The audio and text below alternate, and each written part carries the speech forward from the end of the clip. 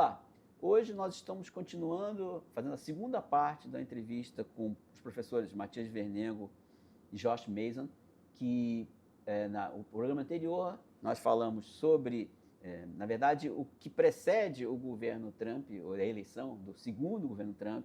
Falamos do governo Biden, falamos da continuidade dos confrontos do governo Biden com o primeiro governo Trump, e agora, nesse novo programa, nós vamos tratar especificamente das políticas do governo Trump até agora.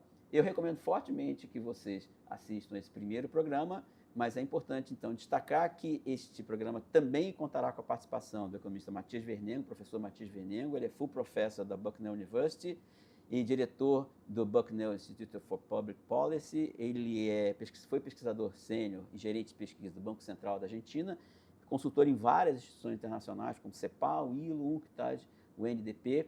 Ele editou, publicou vários livros e mais de uma centena de artigos em revistas científicas. Ele também é coeditor, fundador, emérito da Review of Keynesian Economics, a ROKE, e é coeditor em chefe, coeditor da Neil Palgrave Dictionary of Economics, que é um dicionário muito importante de economia. E ele recebeu o doutor honoris causa da Universidade Nacional Santiago Antunes de Mayolo, no Peru.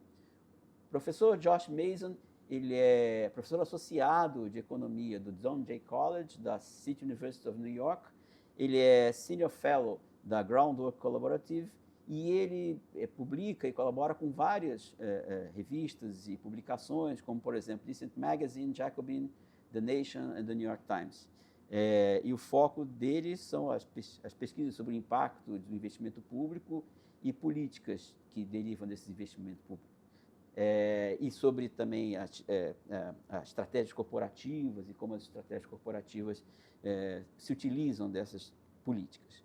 Então, vamos, nesse programa, nos concentrar, como eu falei, no governo Trump e nas medidas que foram tomadas até agora. Nunca esquecendo que vocês devem sempre seguir o Centro Celso Furtado, se interessarem com o nosso conteúdo. Nós temos uma newsletter que está no nosso site, centrocelsofurtado.org.br, mas está aqui embaixo o link para quem quiser se inscrever na nossa newsletter. Bom, nesse programa, a gente, de novo, vai contar aqui com a participação do professor Numa Mazar, professor do Instituto de Economia da UFRJ. Então, a gente vai começar com uma pergunta que eu acho que está na cabeça de muita gente, que é a frase lá do Shakespeare famosa, né, da peça que é loucura, mas tem um método. A pergunta é, no caso do Trump, a loucura tem ou não tem método? Então, essa frase que a gente colocou para os nossos entrevistados, para os nossos convidados, e eles vão exatamente tentar tratar dessa eventual contradição entre loucura, método e resultados. Vamos assistir, então, o comentário deles. You're right to highlight the craziness. I think this is a sort of unusual case where, in some ways, the chaos of the process is more important than the content of the policies.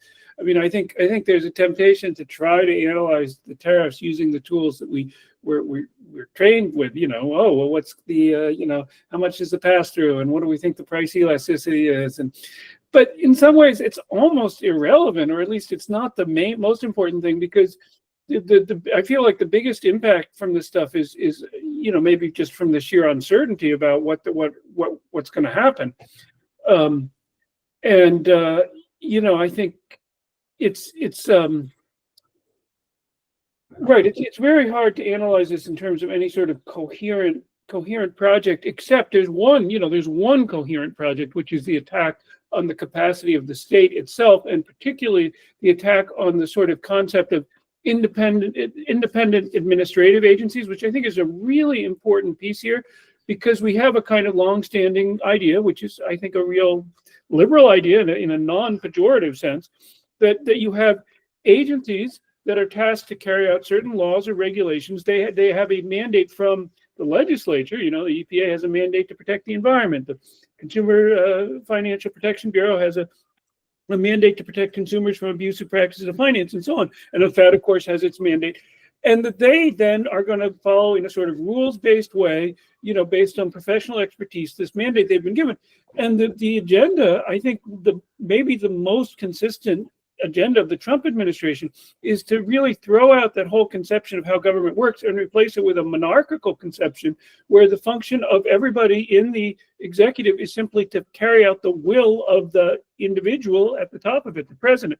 And that, that view of just the attack on the federal government, but not just what we did, for instance, see under Clinton, which is a kind of very, actually, under Clinton, a sort of irresponsible and kind of wild reduction in headcounts and laying people off or giving them early retirement, which, that was, if you're looking for a precedent for DOGE, it's Clinton's reinventing government initiative.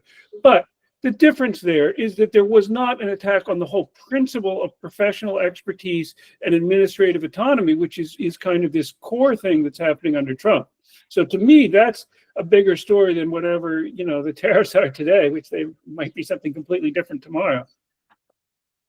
So I think that you're right, and Josh is right that it's the main thing. There is no method and there is chaos, and the only sort of clear thing, which was if you read Project 2025, that they denied that they had anything to do with it. It's exactly what it said. It's an assault on the government. I should say on some of those issues, Project 2025 already shows the internal contradictions. Part of the craziness is because there are important internal contradictions. Musk came out against the tariffs, with little sort of weird things. He posted Friedman's pencil, sort of YouTube video of, free to choose.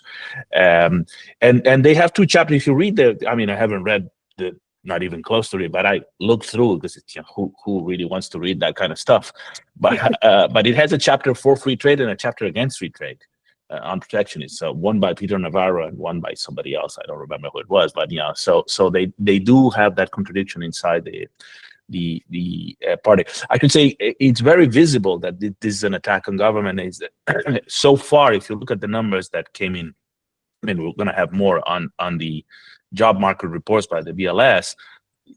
There hasn't been a very, they're there, you can see them, but I think in the first one was 10,000 and the other it was something else, but still they haven't cut it. They're going to cut more and cut whole parts of the government, but I don't think that those numbers already show up. So that's why I'm saying that I don't think that they have shown up.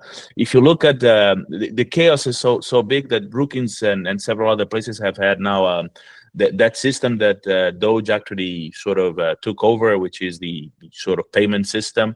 If you look at, they have now a thing that looks at the daily spending, and the daily spending is on track to be exactly, it's a little bit above 2024. So they're not spending less. So there is no evidence that they're going to really cut. You can see, because you can go by the categories, and they're spending less on certain things and more on other things. So there'll be, there'll be changes, and those will be and have significant effects in the American economy. And I think distributively, it's not going to be neutral, but I don't think you can see any sort of larger sort of effects. I think what I would add to what Josh was saying is I think that there is my concern is that there is a hope, perhaps, in part of the sort of the left in the United States, that the chaos that they're causing will lead into a brutal crash of the economy, and that crash would sort of open up the possibilities for. And I think that they'll do very unpopular things once they cut Medicaid, and if they botch, which they haven't in great numbers, at least not so far, botch Social Security checks. That would be very unpopular, and it will very fast sort of lead to problems for them. But I don't necessarily see that this is an anti-business sort of administration. So I don't think that they have the intention to crash the economy, and I don't necessarily think it will have. We're slowing down, and certainly the economy is slowing down. It was already slowing down in the Biden administration. So I think that's a trend, but I don't think they're going to crash the economy, and or at least not intentionally. No, and they do have, and they do have the. So I think that if that's the expectation of part of the left, and I think that there is a lot of alarmism that the uncertainty will lead to a crash, and that the numbers will immediately show up. That I think you wrote about this, Josh, about the the Fed in Atlanta, the Fed GDP Now sort of measure, and how they sort of, everybody was citing that it's because a major sort of recession would be sort of associated to, to the numbers that they were showing, a fall of 2 point something percent in the first quarter. So I don't think those necessarily will materialize, or at least not so fast. And so I think that there is a danger on thinking that the chaos. So it's not that there is method in the madness, but I also think that it's not just madness. It's a pro-business administration that will create not just with the regulatory and the independent sort of agencies, as Josh was saying, but with the judicial system, with many other things. We create an environment that it's more pro-business. The other thing I would sort of add to this in a slightly more, I'm more doubtful about this one. It's about the Fed, because I do think that the tradition of the Fed as an independent sort of institution in the U.S. goes to 1951 and the famous Fed Treasury Accord. And in all fairness, it's not written in any, so there is nothing in particular written about this stuff. The Fed was reformed in 1935. It's essentially that's what guides the Fed. The Fed is, it's peculiar actually because it's partly owned by the banks that that it's supposedly regulating and managing, and so of the 12 people that vote for the interest rate, it's 7 that come from the regional banks that are partly owned by the banks themselves, and that they have a hand in the appointment, and the others are coming from this president and the Senate. So it's a combination. It's politically it's a very different animal than other central banks around the world, whether they're independent or not. And there is something to be said. For example, I don't think that there might be a discussion, even among progressives, of how much the Fed was instrumental in allowing this soft landing, or whatever people want to call it. I think that the biggest risk for a recession in the U.S. comes actually from the Fed perhaps hiking interest rates in the middle of this chaos. So, they think, oh, Trump is going to cause the inflation because of the tariffs, and the Fed should hike interest rates and whatnot. And actually, I think that that's the biggest sort of fear that I would have of a recession, is the behavior of the Fed. So not that I'm saying that Trump should be in charge of monetary policy, but a Fed that it's more in line, and that the needs of the Treasury and the fiscal needs are sort of taken into consideration, which they are not in the U.S. in general. I think that wouldn't be necessarily terrible thing. It did happen during the New Deal with essentially the policies of Bernanke and whatnot. What were policies of what they call whatever non-traditional monetary policy, was a way of they're holding large amounts of the balance sheet, large amounts of mortgage assets, but also large amounts of treasuries, and that has been instrumental in allowing the fiscal expansion, the spending without carrying, and so on and so forth. So I see that as not necessarily a negative thing. It would be a change in the structure if that might have positive sort of effects for progressives later on. It's the only one that I'm less concerned.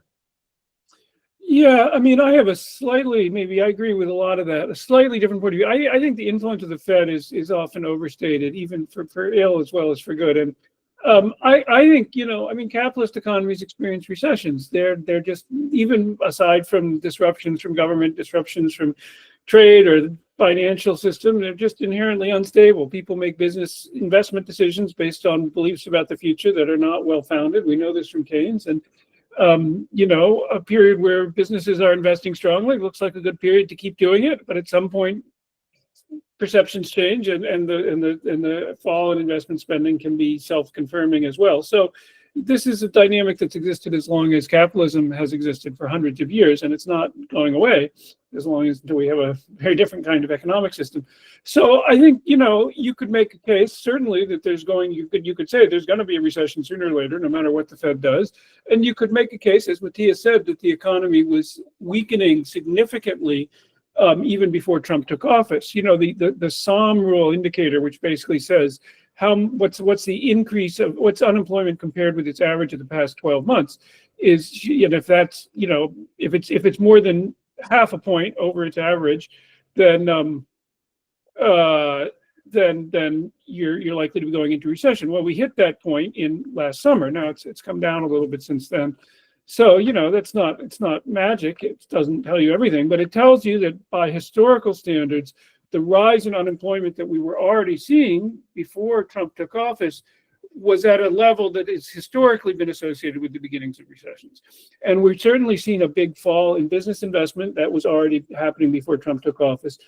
The uncertainty created by Trump is certainly not going to help. So I think the chance of a recession is fairly high, no matter what the Fed does. And the real issue there, first of all, is that there's no reason to expect this current administration to take any of the sort of discretionary measures that the federal government normally does to cushion the impact of a downturn. That's one. And two, a recession, and particularly if there's any sort of political unrest associated with it, which is certainly historically something that happens, could really be a cue for this administration to go even further than they've already gone in terms of suppressing civil liberties and dissent in democratic politics. So, like you mentioned, it's not just an attack on administrative agencies, it's also potentially an attack on the judiciary. Well, we had yesterday a federal judge elected, or Wisconsin. Yeah, a Wisconsin judge FBI. Apparently sheltering an immigrant. So that's a pretty big step already. But I think, in a downturn, if there was some kind of perception of economic crisis, and particularly if you had any sort of disruptive protests or anything like that, it could really be the cue for that to go a lot farther. Bom, eu acho que dessa resposta ficou uma coisa um pouco, não digo ambígua, mas meio contraditória, ou tem dois lados o governo Trump inicial, pelo menos. Um lado é que realmente tem muita incoerência. O professor Matias Vernengo até apresentou que desde o lado do projeto 2025, que é a base, a reflexão que dá uma certa base a esse governo, ou pelo menos justifica, não sei se a palavra melhor é essa, que há uma incoerência. Há artigos desse livro, capítulos desse projeto, um que é pró-protecionismo, outro que é contra protecionismo. Mas foi identificado como um vetor que é claro, que é um ataque ao Estado, e não só um ataque aos funcionários públicos, como o caso do Elon Musk, porque está querendo diminuir o Estado. É um ataque do Estado como Estado regulador, como Estado que é capaz de diminuir, digamos, a capacidade do setor business, né, os empresários americanos de fazerem qualquer, digamos, movimento qualquer movimento que lhes aprouver e sem nenhum controle, sem nenhuma limitação do Estado. Então, eu acho que essa característica radicalmente pro-business, não sei se você está de acordo, pelo menos isso é coerente, ainda que outras partes não sejam tão coerentes. Não sei se a tua visão dessa resposta foi essa. De fato, bom, o Partido Republicano, nessa versão trumpista, né, continua um caminho que já começou há muitas décadas, né, que obviamente foi encarnada pela Revolução Neoliberal do Reagan na década de 80, cujo objetivo é basicamente acabar com o poder de barganha dos trabalhadores. Então você tem uma história de enfrentamento dos sindicatos e de toda a forma de organização dos trabalhadores. Historicamente, teve o conflito dos controladores de voo, no início da década de 80, cuja greve foi quebrada, pelo Reagan, mas outros episódios vão se juntando e, claramente, o Trump vai ter isso como um dos principais objetivos dele.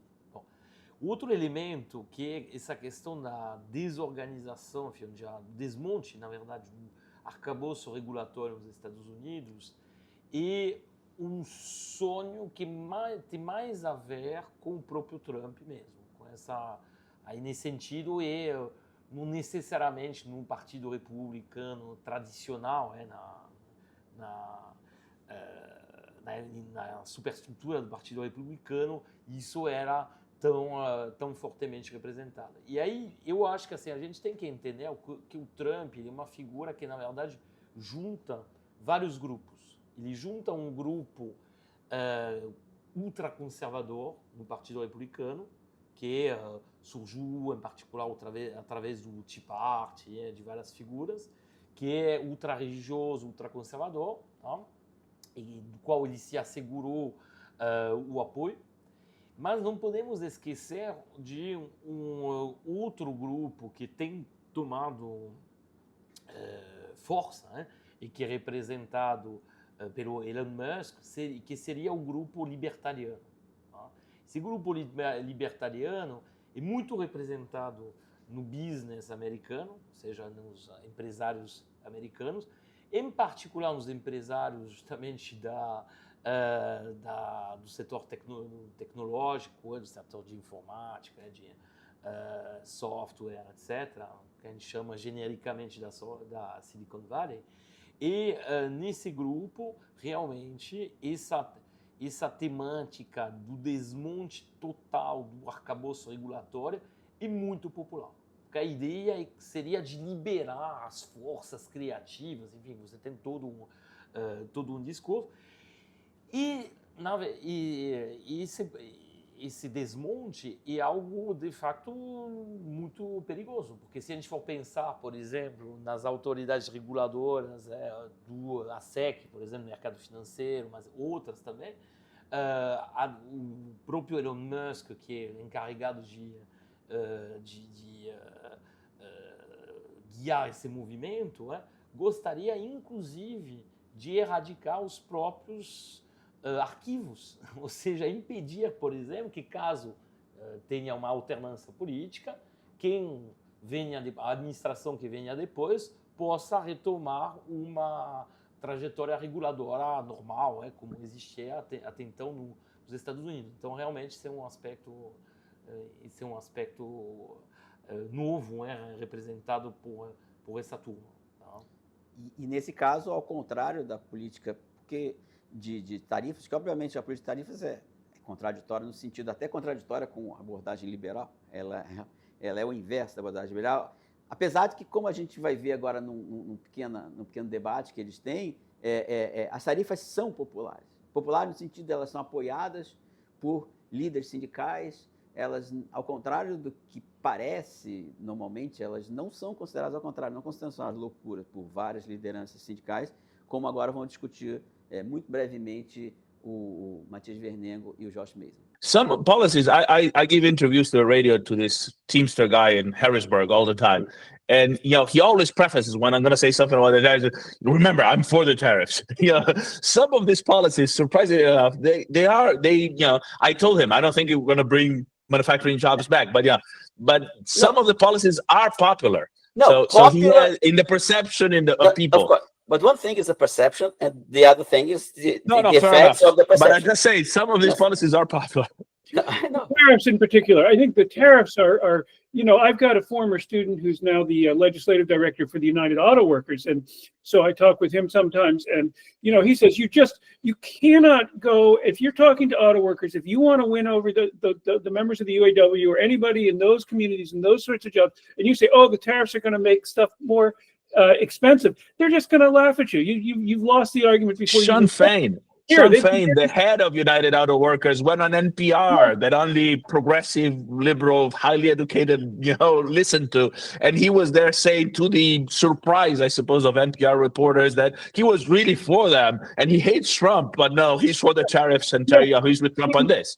That's right, because people feel there's a lot of people in those sorts of jobs and in those sorts of communities who feel they've been completely neglected. They've just had their whole, their incomes and their livelihood and their everything kind of devastated by this idea that, oh, well, if we can get it cheaper from abroad, then that's what we're going to do. End of story. And, if you talk to somebody, Sean Fain, or somebody else from the auto workers, they'll say, well, look, sure, you can get your cars a little cheaper if you pay people starvation wages, if you don't pay union wages. But if you accept that as being the principle, where does it end? If we're gonna say it's always worth paying less, so the point is, the tariffs have a real popular base that goes beyond the rest of the Trump project, and I think that's an important fact. I mean, there's also, if I were going to break it down, I mean, there's the trade stuff, and Trump obviously is personally very committed to that, and you've got Navarro and other folks in the administration who have that. You've got the immigration stuff, which we didn't really talk about this, but this is both one of the worst and most destructive things that Trump is doing, but also one of the ones where there's the most continuity with the Biden administration, where the Biden administration, in a real sense, kind of adopted the Trumpian program even before he came back. But that's clearly a very central piece. I mean, that's why this judge was elected. That's the real kind of direct assault on what we think of as the normal way people, the normal protections we have against government. That's where it's happening, the attacks on immigrants. So that's kind of strand 2. Strand 3, is this attack on government, the Doge thing. And then, there's beyond that, there's a sort of standard right-wing agenda around cultural politics and Christianity, which is, I think, a little bit in tension because those people want to use the federal government aggressively to advance their agenda, whereas Musk and his people just want to smash everything. So I think there's another sort of internal contradiction there.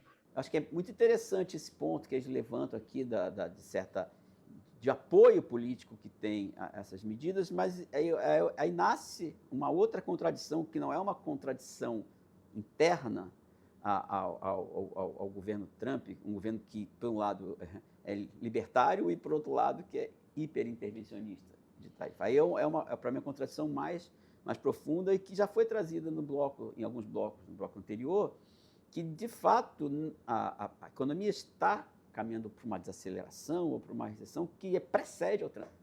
Quer dizer, a confusão, a turbulência do Trump pode eventualmente piorar essa situação, a incerteza, mas lhe precede a desaceleração da economia. E foi apresentado pelo professor Mason alguns dados muito interessantes sobre isso. E aqui eu acho que entra um ponto complicado que os nossos convidados podem discutir, que irão discutir, você tem um governo que é populista, como a gente já viu, que faz medidas que aparentemente têm apoio popular, como elevação de tarifas, mas que, como eles mesmos apresentaram aqui anteriormente, ele é pró-business, ele é radicalmente pró-business, ele é bem libertário nesse sentido de ser pró-business. Então, como compatibilizar socialmente um governo que é libertário e que, com as suas políticas, vai tirar, digamos, vai dar muito mais força ao capital vis-à-vis do trabalho,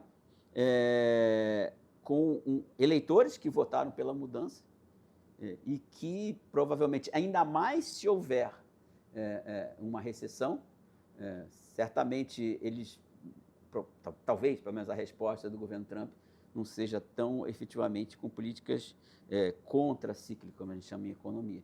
Então, acho que esse é um ponto de contradição, de tensão, e nossos convidados vão tratar um pouco desse ponto agora. I think it's a very plausible chain of events, yeah. And that's, in a sense, what I don't know quite how we prepare for it, but that's what we need to be prepared for. I'm not sure about those things. So I think that, first of all, I'm more skeptical about the recession. I think that slowed down and, Trump's first presidency was sort of a continuation and a slowdown of the Obama boom. And I think that there is something that, so I'm more skeptical about the role of uncertainty. I would look more about, that's why I said the government spending, I don't see necessarily, unless, some other form of autonomous spending sort of falls, that incomes will fall and then that consumption. That's why I said the Fed. If the Fed does hike interest rates very high and that has an impact on the mortgage market and that affects consumption, but consumption so far, it was slowing down. It fell, the two numbers we have, and then it recovered a little bit. So if consumption and government spending continue, I think that this could be a very sort of... but the expansion not denying. would stay at the same level if you want to destroy? It's just It's still growing. regulation, or expansion? It's at this point is on target to be 7% or so above. If you look at, I looked last week, I haven't looked this week, So, 7% above 2024. So so government the attack in spending. government is it's more regulation than exactly expenditure. No, it's also they're going to attack so for example, it's a big attack on unions. The only pocket of unions within the United States is really the federal, unionized workforce. They're eviscerating that. They're going to attack the capacity of the government to do certain things. So of the efficiency of government. So I think that Josh is absolutely correct on that. That's if there is one thing that you should think is that I would add to all the list of things he said, also the attack on universities. That may have backfired. Harvard is pushing back, but you have to remember what Josh was saying. There is he was saying about how the Democrats, a lot of people that vote are conservatives. Although I should add on that in Missouri, things to increase minimum wage passed, although they voted Republican. So it's that Democrats are not picking the right causes, but that's another discussion. But the people that give money to places like Bucknell, that give money to Harvard, are very conservative people, and so they're probably in favor of a lot of what Trump is doing.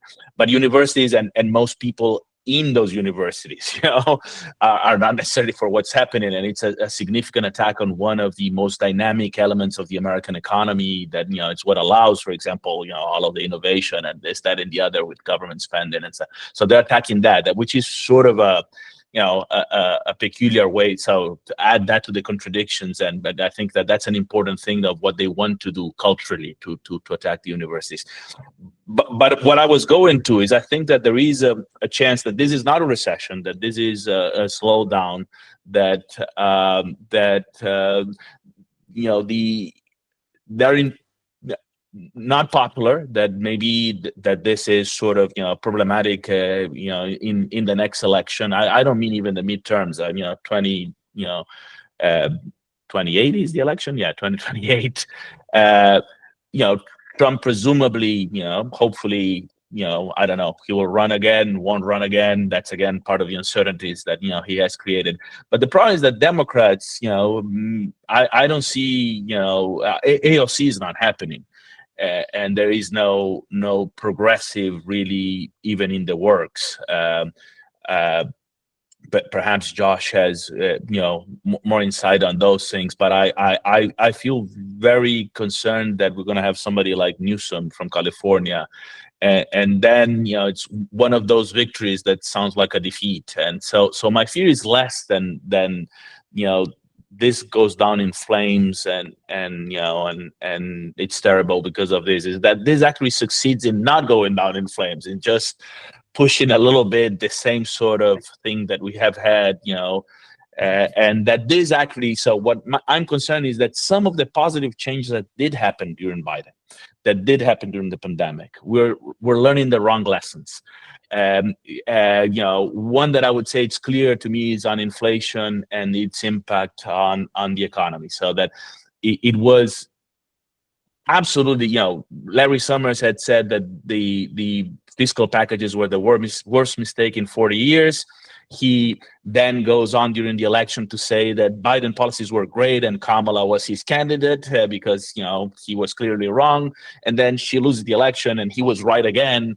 And inflation caused the defeat, and hence we have to do fiscal adjustment, and we cannot spend, and this kind of thing. So we're going to learn the wrong lessons, and that's what I'm afraid, that this can survive, that this can be sort of a really sort of crappy, the ideas of secular stagnation, that there is something that doesn't allow the U.S. to grow or be more progressive or have better policies and whatnot, which actually what the pandemic did show is, it's what Josh, we were talking at the beginning, is that all of these policies were fantastic. You can reduce childhood, poverty. You can do all of these things, and there's no limitation to what you can actually do. So I think we're learning the wrong lessons, and so that would be my fear, that we are stuck in a sort of for political reasons, in a situation in which we're not going to do the things that are possible and feasible because we learned the wrong lessons, and that this is not actually, they succeed in dismantling a good chunk even further of what's left of the New Deal welfare system. Yeah, if I can just end by agreeing with Matthias on that. I think that's absolutely correct. I think there's dangers we can think about. Oh my God, what if we have elections suspended? What if we have? But there's another very serious danger, which is that actually Trump doesn't do anything that's such a radical break with the norms, and we have a Democrat elected in 4 years. And then they kind of pick up and adopt a lot of the approaches that Trump has put in place. That we have this, much harsher crackdown on immigration that becomes just a permanent feature of our politics. That we kind of give up on administrative agencies doing a lot of the things that we currently expect them to do, and that we kind of get a pro Silicon Valley candidate like Newsom who says, yeah, the lesson is government needs to get off the back of businesses and not be so ambitious and not. I mean, that I think, unfortunately, I think that's also a very plausible outcome of all this. Bom, eu acho que ficou claro que essa tensão é praticamente inerente ao governo Trump. Ele não é, e isso que é importante, e não só, aliás, eu generalizaria, isso não é um problema do governo Trump. E essa é uma contradição que tem, acho que básica nessa nova direita, que nasce em boa medida da insatisfação, no rastro da insatisfação com o neoliberalismo, mas que, fora políticas populistas, que a gente pode chamar de tarifas, mas que são um pouco até incoerentes com o próprio projeto nacional americano, mas que são fortemente pró-business e contra-trabalho, como a gente aqui já discutiu e foi apresentado pelos nossos convidados. Então, eu acho que essa é uma contradição, e os nossos convidados, infelizmente, tiveram talvez uma visão um pouco sombria, que a reação a essa aparente contradição pode ser uma radicalização repressiva do governo Trump. E o professor Matias Vernengo levantou um outro ponto que a gente achou interessante também, que o governo Trump não vai, como diria o poeta, não vai acabar com uma explosão, mas talvez com um suspiro. E esse suspiro, digamos, ele pode ser uma continuação, isso que é o mais curioso. O governo da mudança pode ser uma continuação de políticas neoliberais anti-trabalho, ou pró-business, e com mais liberalização e na direção do que o professor Mazar apresentou aqui, da liberalização, digamos, do Silicon Valley, que essa nova visão de mundo supostamente mais desregulada que estaria lidando com a nova economia. Não sei, Numa, se você tem algum ponto a acrescentar essa grande tensão e grande problema, porque o que eles apresentam é um futuro ou de não explosão, ou de aumento da repressão, ou de reforçar essa não ser uma grande explosão, mas o suspiro representar uma reprodução sistemática do que aparentemente a própria população americana estaria contra. Acho que nesse segundo programa, tanto o professor Mason quanto o professor Vernengo tentam mostrar que as tendências podem ser, de facto, bastante negativas, mas eu particularmente, acho que por parte do professor Vernengo, mas também no caso do professor Mason, você vai... não dá para fazer previsões muito precisas. Tá? Primeira coisa que eles apontam é, de fato, a existência de uma desaceleração da economia americana que, pelo menos em certos aspectos, podia ser observada antes mesmo da eleição, mas que também não era muito marcado. Tá? Da mesma forma, não necessariamente, pelo menos não há, por enquanto, nada que possa apontar a direção que você vai ter uma recessão econômica. Pode ter algum tipo de desaceleração. Como foi colocado pelo professor Vernengo, tem que olhar a evolução do gasto público, isso vai ser um elemento muito importante. Acho que isso é importante, porque o que o professor Matias Vernengo falou é que esse discurso é mais antirregulatório do que antigasto. Aparentemente, isso. Ele mostra que vem seguindo o gasto, não houve corte de gasto nesse sentido. Por enquanto, não parece ter havido, no final das contas, mas isso realmente... Tá só depois agora, de uma retrospectiva um pouco maior, um ano, em geral, você consegue ter uma visão um pouco mais clara. Bom, mesmo se a gente tem os dados trimestrais, mas tem que fazer algum tipo de consolidação para justamente esses dados de gasto público, no caso dos Estados Unidos. Lembrando que ainda por cima, nos Estados Unidos, obviamente, você tem um gasto do governo federal, que é controlado, parcialmente controlado, pelo menos pelo Trump, mas é muito importante também a parte do gasto dos governos e das entidades locais, né? Os counties, né? E os municípios. Então, que lá são muito menos influenciados pelo que acontece a nível federal, mesmo se eles recebem dotações. Bom, então, esse assunto fiscal é sempre um assunto complicado, mas por enquanto não aparece que vai ter uma queda muito grande. Na parte de, olhando esses agregados de demanda, né? Na parte de consumo, lá também por enquanto não temos nada que aponte na direção de uma queda do consumo privado. Na parte de investimento parece ter, segundo o professor Mason, uma queda acentuada. Eu confesso que eu não sei se essa tendência vai se manter ou se tem os dados sobre isso. Então, eu acho então que esses são elementos assim importantes. Na questão da política monetária e da atitude do Fed, lá também é difícil fazer conjecturas. O que podemos dizer é que houve uma mudança na política monetária americana marcada, tá? Que é uma mudança de paradigma. O Jerome Powell, né, que ainda o presidente do Banco Central americano, parece, claramente mostrou sua adesão a esse novo paradigma. E parece difícil que ele aumente significativamente as taxas de juros, achando só pelo motivo que o aumento das tarifas poderia levar a algum tipo de inflação. Com esse mecanismo direto, não acho necessariamente que isso possa acontecer. Tá? O que preocupa, na verdade, o Banco Central americano é a questão dos salários.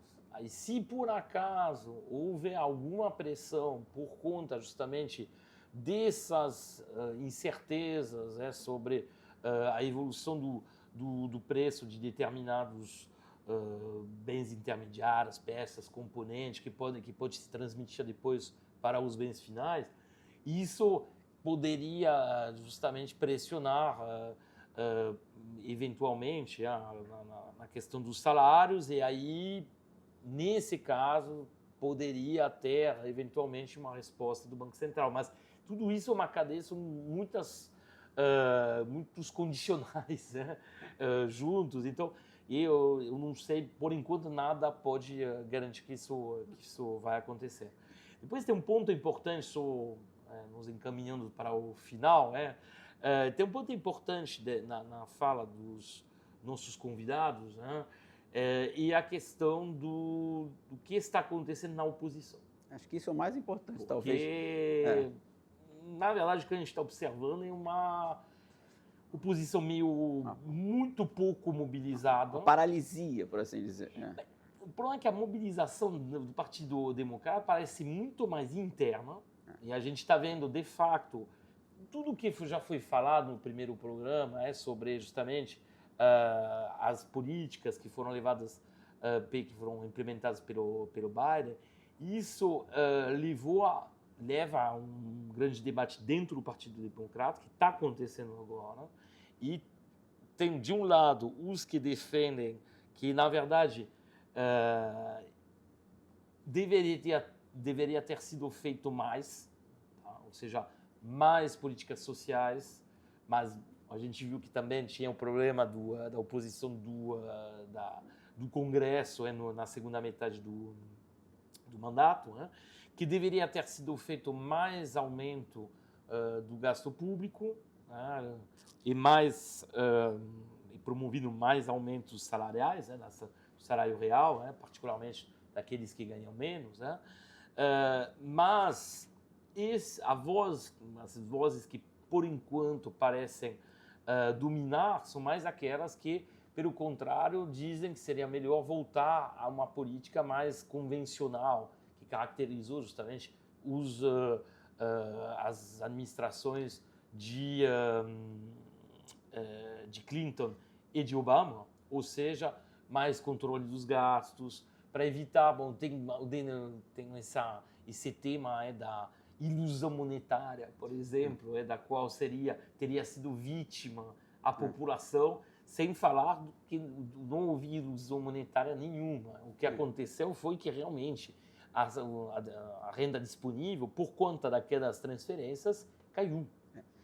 E eu acho engraçado, assim, só para, talvez, é uma coisa um pouco para os espectadores brasileiros, que eles ficam falando na AOC, que é Alexandria Ocasio-Cortez, mas que é isso que o Numa falou, há uma tensão dentro do partido. O professor Matias cita isso, ele fala que quem está levando multidões para a rua é o Bernie Sanders. E o Bernie Sanders é bloqueado praticamente no Partido Democrata. A Alexandria Ocasio-Cortez também, como eles mesmo mencionam, não tem tanto espaço no Partido Democrata. Então, dentro do Partido Democrata, você tem... ou seja, aquela alternativa possível não está clara e a reflexão que o Matias traz para a gente é que dentro do Partido Democrata pode ser esse pedaço cada vez mais pro-business, mais Elon Musk, no sentido genérico de Silicon Valley, que pode ganhar. Então, eu acho que a gente pode resumir como um grande ponto de interrogação. A gente tentou, os nossos convidados tentaram levantar pontos, não só, e eu acho que é importante, não só do governo Trump, mas da oposição, como o Numa falou aqui, da oposição ao governo Trump, da capacidade deles minimamente se organizarem num projeto realmente alternativo, que seja realmente popular, no sentido de fortalecer as demandas populares, como foram as transferências, como a gente apresentou no programa anterior, de enorme impacto social, e uma resistência muito grande dentro do Partido Democrata e, obviamente, no Partido Republicano, mesmo com as maluquices, com as coisas incoerentes, que pelo menos isso são coerentes. Obviamente, a gente está só no começo dessa complexa quadra aqui da economia americana. A gente promete trazer mais debates, a gente vai fazer um debate que a gente nem mencionou aqui, sobre a questão externa, que eu acho que é fundamental. Quer dizer, a concorrência com a China vai acabar, de alguma forma vai ter alguma influência sobre a política doméstica americana. Já falou, a gente já mencionou, mas não com muito detalhe. Está apenas começando, então, um episódio, na época das séries, né? Apenas começando um episódio muito complicado da vida americana, mas cuja eleição de Trump é o reflexo de tensões que a gente tentou apresentar desde o primeiro programa, que vem se acumulando em períodos recentes, que de alguma forma reflete lá atrás a virada neoliberal do governo Reagan, com forças que se opõem. Uma força que quer reforçar esse lado pro-business, desregulador e ataque ao Estado, e forças que percebem na intervenção estatal, seja de organização, seja de política pública, e seja em políticas sociais, como a gente discutiu várias vezes aqui, de forma profunda, no primeiro programa, e que tem um impacto muito positivo para os trabalhadores e para as faixas de menor renda nos Estados Unidos. Bom, obviamente que é uma questão extremamente polêmica, que acho que cada um deve ter a sua opinião, então a gente quer ver a opinião de vocês, quer ouvir, digamos, a visão que vocês possam eventualmente ter. A gente vai ler aqui os comentários e certamente esses comentários e as dúvidas de vocês vão ajudar a gente a montar próximos debates e próximos programas que vão continuar tratando à medida que vai evoluindo a própria situação da economia americana. Então, está só começando, a gente promete voltar assim que houver novas informações, que a gente consiga detectar um quadro mais claro e também voltar com uma ênfase maior na questão externa dos Estados Unidos. Bom, obrigado a todos que viram esse programa. A gente espera ter esclarecido alguns pontos para você. Mais uma vez, sigam a gente nas redes sociais, assinem a newsletter que está aqui embaixo na descrição desse programa e até mais.